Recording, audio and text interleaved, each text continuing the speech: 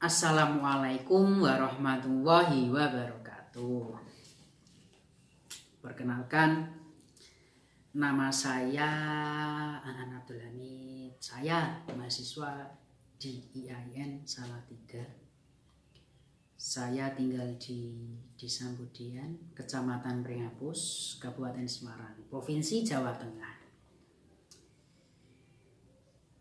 Kita tahu sendiri, di negara kita sendiri ini sedang mengalami atau mempunyai musibah global yang tidak hanya menyerang Indonesia, bahkan seluruh dunia juga merasakan dari wabah ini. Ya, benar. Corona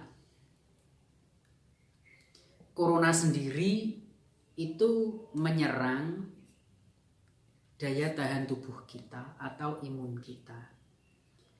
Dan yang biasanya paling bisa terinfeksi itu adalah untuk kalangan yang sudah berumur.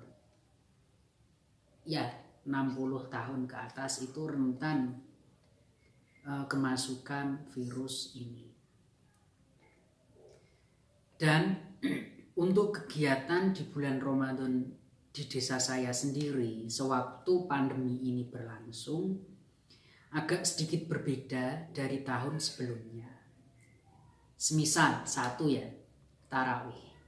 Kita tahu sendiri kan, tarawih itu biasanya dilakukan oleh banyak orang dan tentunya itu pasti juga ramai. Tapi tidak untuk keramaian pada waktu sholatnya. Nah, sewaktu tarawih kemarin di desa saya itu mempunyai beberapa protokol yang harus dilakukan oleh semua masyarakat. Salah satunya, kita dari rumah dianjurkan untuk membawa sajadah sendiri-sendiri dan membawa masker. Dan sebelum masuk ke musola atau masjid-masjid setempat, kita diharuskan untuk menyemprot atau mengasihkan ke tangan kita hand sanitizer. Dan untuk pola jamaahnya, kita diharuskan untuk membuat jarak kepada sesama jamaah yang lain. Agar apa? Agar tidak tertular atau menularkan penyakit wabah virus ini. Dan selanjutnya sesudah tarawih, biasanya di desa saya itu dilakukan acara tadarus Al-Quran. Itu biasanya tadarus itu dilakukan oleh banyak orang, muda-mudi, putra-putri, anak kecil, anak dewasa itu biasanya ikut. Tapi untuk kemarin itu hanya dilakukan oleh beberapa orang saja. Ya, bisa dikatakan hanya orang tua yang melakukan tadarus Al-Quran. Ya, supaya untuk mengantisipasi terjadinya keramaian itu sendiri. Selanjutnya, kalau di desa saya itu ada yang namanya pembagian takjil. Nah, itu biasanya dilakukan oleh para remaja Karang Taruna di desa saya. Dan itu dilaksanakannya enggak setiap hari. Itu dilaksanakannya pada seminggu sekali atau selama bulan Ramadan dilakukan 2 kali. Dan pada saat melakukan atau melaksanakan pembagian takjil, itu takjil kita tempatkan di wadah atau kotak besar, ditempatkan di perempatan desa, dan kita cuma menjaga atau mengarahkan kepada orang yang lewat atau yang mau untuk mengambil takjil itu sendiri. Kita tidak mengasihkan dengan secara langsung atau tangan secara tangan begitu. Selanjutnya, pada saat malam hari sebelum menjelang sahur itu biasanya anak-anak remaja di desa saya itu sering melakukan acara kegiatan membangunkan orang sahur atau biasa disebut sahur keliling gitu loh. Itu dilakukan pada saat jam 2:30 pagi dan menjelang waktu sahur dimulai. Kalau di daerah saya di masjid itu biasanya Mbah Mudin itu menggugah atau membangunkan orang sahur itu pada saat mulai jam 3 sampai imsak. Itu anak-anak remaja itu kumpul di balai desa untuk menjaga, sekalian jaga-jaga desa atau pos ronda atau ronda. Yang kita tahu sendiri pada saat itu sedang marak-maraknya yang namanya begal atau penjambretan atau maling. Sesampainya begadang, mereka akan membangunkan orang-orang sahur. Selanjutnya, sebelum hari raya Idul Fitri, kalau di desa saya sering mengadakan kegiatan nyekar, atau lebih tepatnya ziarah ke makam para leluhur kita. Itu di desa saya sendiri mempunyai protokol yang harus ditaati oleh semua warga, yang dimana tentunya di makam di desa saya tidak hanya dari desa saya sendiri, bahkan dari luar desa saya juga mempunyai kerabat atau leluhur yang ada di makam di desa saya. Dan untuk pembagian nyekarnya itu dilakukan seminggu sebelum hari raya Idul Fitri. Kalau sebelumnya dilakukan 2 hari atau 1 hari sebelum hari raya, itu dilakukan bersama-sama atau bareng semua warga. Tapi untuk kemarin itu seminggu sebelum hari raya. Misal nih sekarang hari Senin. Nah, ini jatahnya nyekar untuk RT 1. Dan besoknya hari Selasa itu untuk RT 2. Itu harus ditaati, harus dilaksanakan, dan harus dikerjakan oleh RT itu. Tidak boleh kita misal RT 2 kita nyekarnya di hari Senin, itu tidak boleh. Kita harus taat, patuh sama protokol desa.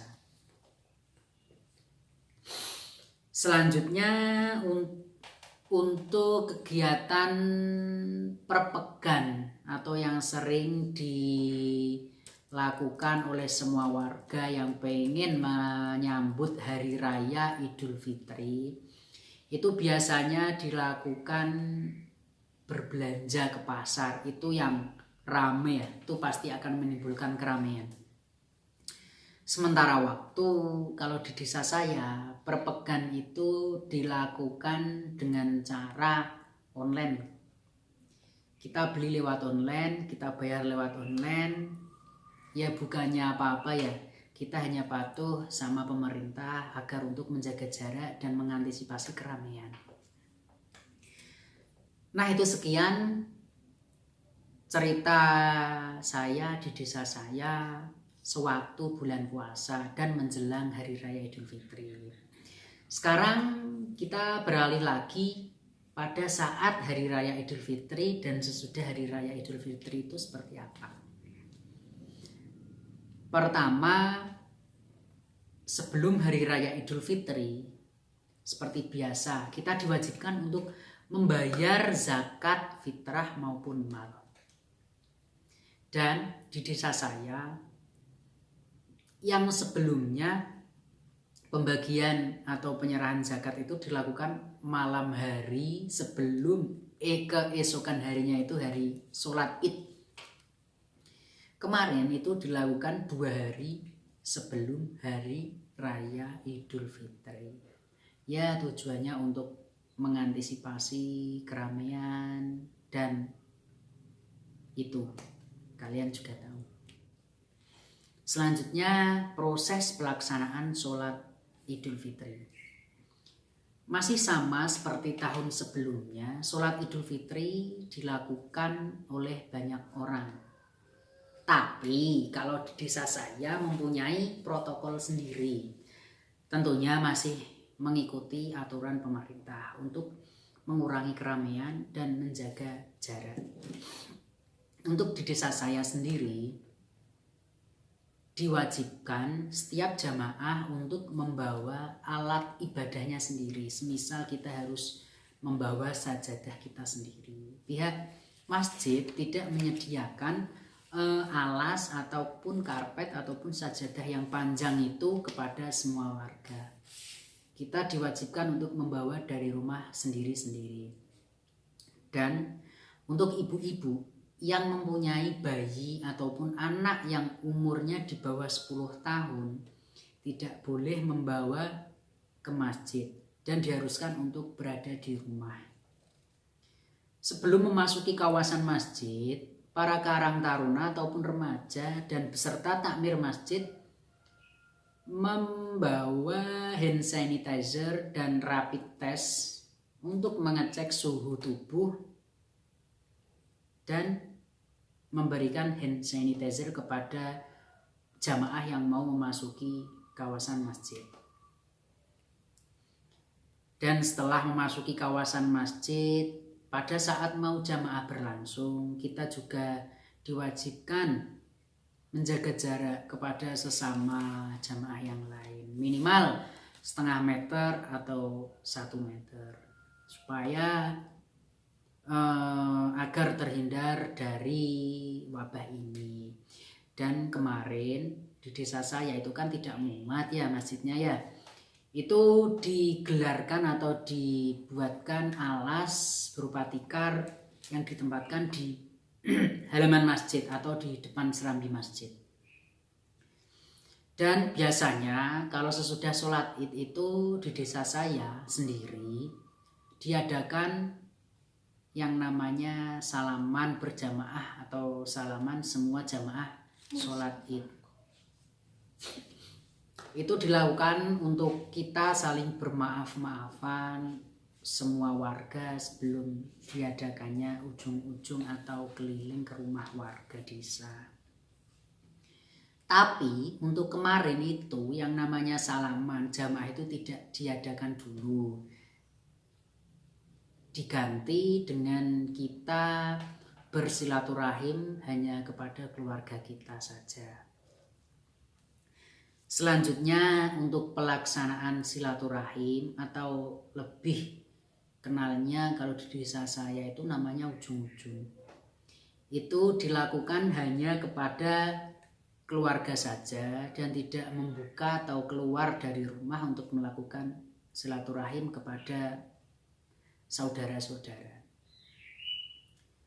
Kalau di desa saya itu dikasih waktu seminggu. Jadi sekarang sekarang hari Senin, hari raya.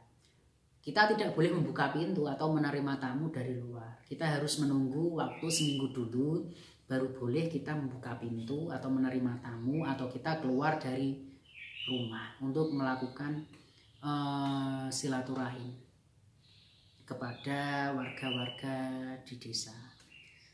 Ya, sekian kegiatan saya selama pandemi di bulan Ramadan dan sesudah Hari Raya Idul Fitri.